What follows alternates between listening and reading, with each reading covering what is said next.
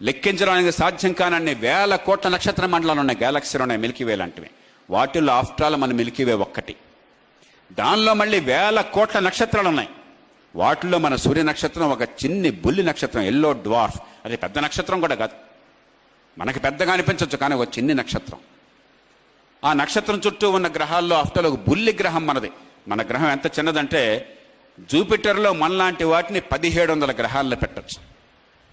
భూమి మొత్తాన్ని ఫుట్బాల్ అనుకుంటే 1700 ఫుట్బాల్స్ పెడితే ఒక్క జూపిటర్లో. మనది ఒక బుల్లి గ్రహం.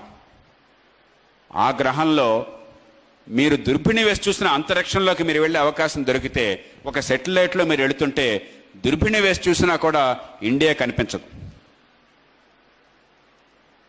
ఇక ఇండియాలో ఆంధ్రప్రదేశ్ ఎక్కడ, దానిలో హైదరాబాద్ ఎక్కడ, దానిలో హరిహర కళాభవనం ఎక్కడ, దానిలో ఈ కులం ఎక్కడ, ఆ వర్గం ఎక్కడ, ఈ ప్రాంతం ఎక్కడ, మతం ఎక్కడ? ఎంత మూర్ఖత్వం, ఎంత ఉన్మాదం, ఎంత అజ్ఞానం, ఎంత అహంకారం.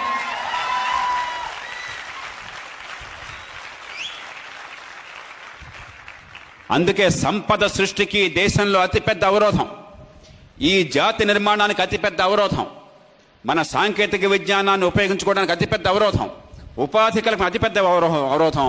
మన మనస్సుల్లో అనవసరంగా సంకుచితత్వాన్ని పెంచుకుంటున్నాం, అవతల మనిషి పట్ల ద్వేషాన్ని నింపుకుంటున్నాం. మనిషి మనిషితో కలిసి హాయిగా తన శక్తి సామర్థ్యాలను బయటికి తీసుకొచ్చి ఇద్దరికీ పనికొచ్చే రీతిలో పని చేయలేకపోతున్నాం. అందుకని ఇంత గట్టిగా మళ్ళీ మాట చెప్తున్నాను.